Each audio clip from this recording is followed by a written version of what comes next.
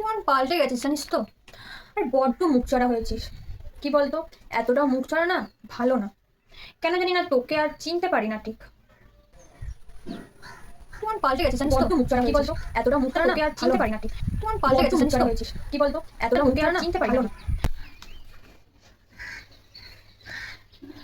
শোন না ভাই, বলছি তুই 1 মাস আগে আমার কাছে যেই 3,000 টাকাটা নিয়েছিলিস সেটা আমি একটু প্লিজ রিটার্ন কর না। আমার খুব দরকার, খুব এমার্জেন্সি, প্লিজ একটু রিটার্ন কর তাড়াতাড়ি। না না, এখন হবে না। এখন কি করে হবে?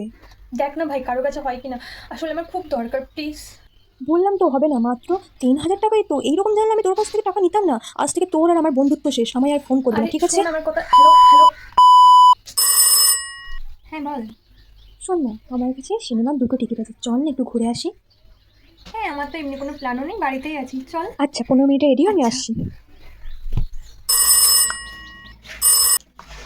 শোন না, শ্রেয়াকে ফোন করেছিলাম, ওর মুড খুব খারাপ, তাই ও আর আমি যাচ্ছি, তুই পরের বার যাস, কিছু মনে করিস না। ওকে।